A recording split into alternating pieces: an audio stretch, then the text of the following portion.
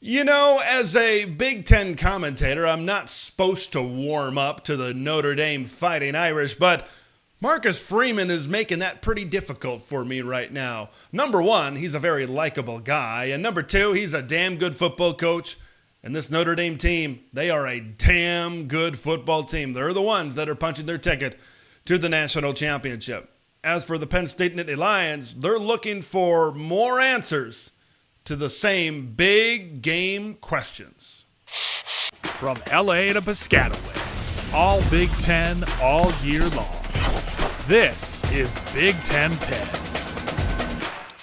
Look, I know some of these college football playoff games haven't exactly been the most competitive contests, but this one was. This was a great football game from start to finish. I love kind of the way this game took on many forms. It was that run the football, slow moving maybe, methodical, defensive type of football game in the first quarter. And really the first half of this game, it was 0-0, 0-0 at the end of this first quarter. And then you kind of fast forward to the fourth quarter, an offensive explosion, 31 combined points between the Nittany Lions and the Fighting Irish in the final frame. And there you had a combined 20 points in the first three quarters. So this game really took on many forms. It was up to both teams and how they were going to be able to adapt. Remember, Penn State had a 10-0 lead. Notre Dame came back, and then Penn State had to stop the bleeding. They did, and they were able to respond.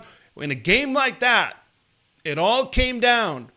Who was going to protect the football and who was going to make the plays? Those two things clearly in favor of the Fighting Irish, and that's why Notre Dame is headed to the national championship game. All right, let's kind of start in chronological order. We got to start with this first half.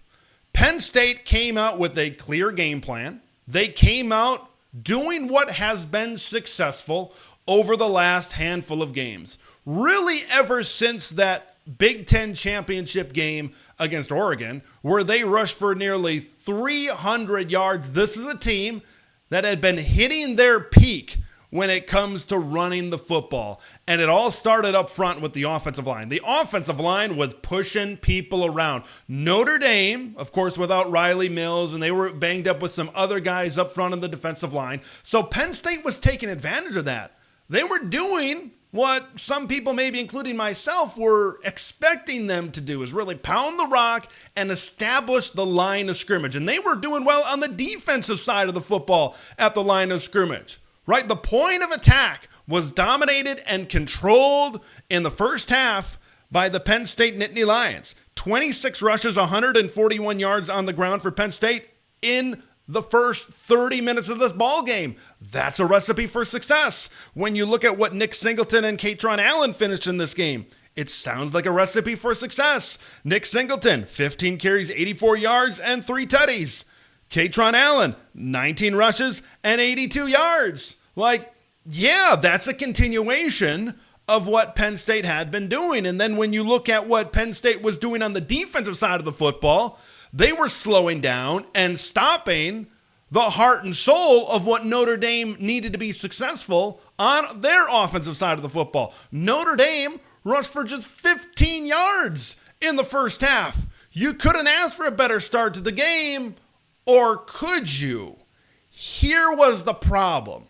For as controlling as Penn State was in this first part of the game, for as downhill in terms of gaining a lot of speed and momentum, right, that things may seem to have been going, and they were certainly running the ball downhill as well, they were only ahead 10-0 in this game. I think they left food on the table, certainly, in the first half. And we'll talk about a big part of, why maybe or how they left food on the table there in the first half and really throughout this football game, certainly as well.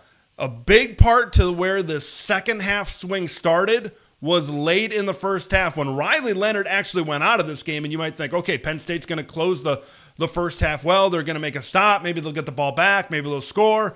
But no. You got to enter the guy with the perfect name for a Notre Dame quarterback, Steve Angeli. The backup comes in, goes 6 of 7, 44 yards, and that was a huge field goal. For as much as Penn State dominated in the first half, and this to still be a one-score game at halftime, that was a victory for the Notre Dame Fighting Irish.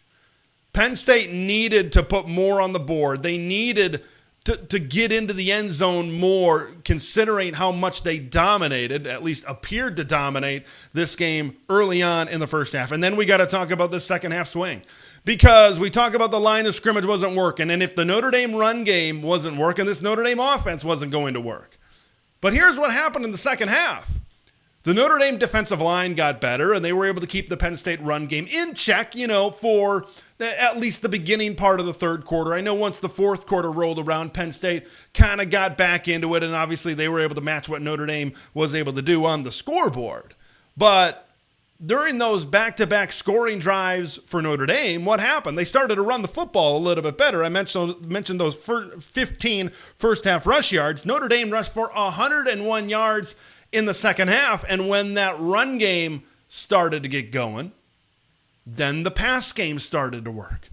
Then the quarterback run game started to work a little bit more with Riley Leonard, and everything started to connect, and now all of a sudden Notre Dame got a little bit more confidence, and a little bit more confidence, and a little bit more confidence, and all of a sudden now they had a lot of confidence in that second half. As this thing certainly went on. So I wouldn't quite call it a tale of two halves, considering how back and forth this one went in the fourth quarter. But man, I think Penn State certainly left some food on the table, considering how they played and how the first half certainly looked. Okay, so the run game looked good for Penn State in the first half, and then there were points in the second half where Notre Dame bucked up defensively. And then it's kind of vice versa for Notre Dame, where it maybe wasn't as good in the first half, but it got better in the second half. And I kind of talked about that in my preview. Heck, I think both of these run defenses and run offenses are some of the best in college football. So they're going to be able to get theirs, and they're going to be able to stop the opponent at times during this game. So then what happens? It slides into the hands of the quarterback. And this is where I was wrong to a certain extent. I thought if this game kind of slid into the hands of the quarterbacks, and quarterbacks needed to make plays, that favored Drew Aller. Nope. Riley Leonard had a much better game at the quarterback position than Drew Aller. And it really came down to Aller's errors. This was a game where Drew Aller early in this game was inaccurate. He looked out of sync.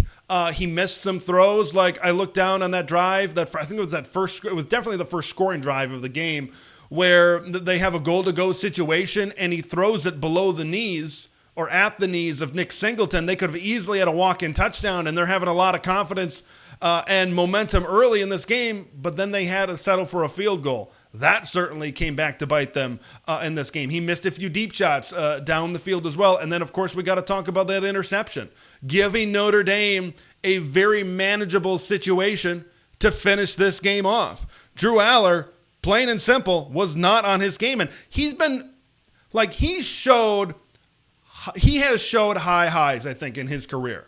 There's no doubt he has shown what some people have said. He can be a first-round draft pick as a quarterback.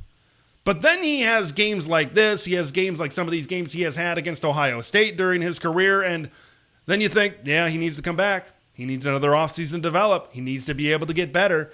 12 of 23, 135 yards, and an interception. That's not going to cut it in a postseason game, in a semifinal game. And here's kind of the thing. Here's what's crazy about Drew Aller. I thought Drew Aller played one of the best games of his college career against Oregon in the Big Ten championship game. He was willing them back, right? Penn State, they were going tick for tack with an explosive offense like the Oregon Ducks. And then he has the game against SMU. Maybe it's a little bit cold out, a little bit tougher to throw the football. Okay, he has a little bit of a better game against Boise State, but still not to the level that we've seen Drew Aller play. And then he has this game. I really thought following that game against Oregon that he was going to really be able to take that and propel that into the postseason. And it didn't really turn out that way. I don't think Drew Aller played a good game and obviously didn't play a great game in this college football playoff run for the Penn State Nittany Lions. And when it's crunch time, when it's playoff time, you need your quarterback to be playing his best. Let's talk about Riley Leonard, man. You know, when all is said and done, when these guys' college careers are over and maybe they're a couple of years into their pro careers or their pro careers are over, I think it's going to be fairly obvious, and I think it's obvious now, that Drew Aller has much more arm talent and he's a much better prospect than somebody like Riley Leonard. You know, when I watched Riley Leonard at Duke and I watched him at Notre Dame, this kid's a gamer. This is one of those college legends where maybe they play a couple of years in the NFL, but their pro career probably isn't going to amount to much. But they are just that gamer. They make plays when plays are needed at the key times.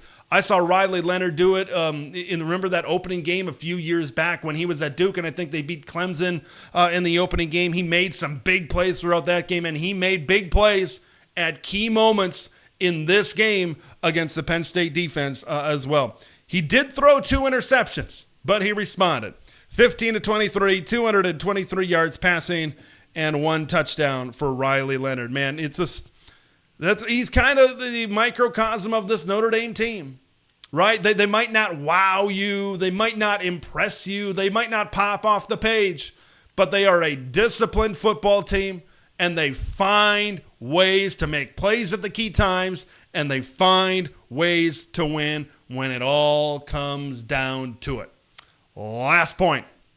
James Franklin falls short again. The book continues to be written. Okay, if James Franklin fell in this game, and he certainly did, you know what the narratives are going to be. James Franklin just can't get past that peak that he has certainly set out for himself at Penn State. The book continues to be written on what Penn State is in the James Franklin era. They beat all of the teams they should. They beat the Wisconsins and the Minnesotas and the Purdues and the Northwesterns and the UCLAs and the Washingtons and, pretty much all of the teams except for the elite teams in the conference. So they beat all of the teams that they are supposed to, but they also lose to all of the teams that they are supposed to. And I know some people might push back as well, wait a minute, he got 2 playoff wins. Yes, he did. And 2 playoff wins is a whole lot better than 0 playoff wins. There's a lot of college football teams out there that had 0 playoff wins. But you look at where how much they were favored in those games, the SMU game. I think Boise State, were they favored by double digits? I think that goes into Penn State and James Franklin winning the games they are supposed to. But when it is a close game, when it is a game where people think this could go either way, it usually goes against the Penn State Nittany Lions. I know Drew Aller, like I said before, I know Drew Aller played a really good game in the Big Ten championship game against Oregon. I know that they ran the football really well. They played a really good football game. They just fell short against a better football team in the Ducks on a neutral field in Indianapolis. But in a lot of these football games against the Ohio States, against the Michigans, a lot of the best players for the Penn State Nittany Lions do not play their best games. And in the end, that's all going to circle back to James Franklin. In the end, that's all going to circle back to the head coaching positions, where you need to put your guys in a position, you need to get them to play their best games on the biggest stage. And most of the time, the best players for Penn State do not play their best games on the biggest stage. I'm not saying it happened all the time. Abdul Carter dealing with a shoulder injury, he played great considering that in this football game. But for the most part, in these big games against Ohio State, Drew Aller has not played good football. In some of these other big games, some parts, it's just the whole team doesn't all come together and have a complete performance. It's crazy that once again, Penn State comes on the short end of the stick. I know there's going to be a lot of questions. I know there's going to be maybe some finger pointing that's certainly going around for the Penn State Nittany Lions. We'll see what the future holds for the blue and white after this game. It is certainly going to be interesting offseason talk within Nittany Nation. Those are my thoughts on this game. I want to hear your thoughts on this game. Notre Dame advancing to the national championship, and kind of what was your thoughts on the performance from Penn State in this game, and what do you think about the future for James Franklin in Happy Valley? Leave all of that in the comments below. I'm Big Ten Ted. We'll see you in the next one. Thanks for watching Big Ten Ted, where it's all Big Ten all year long. Make sure to like the video to spread the word of Big Ten Ted to the masses, and subscribe to the channel for updates on Big Ten content that drops every day.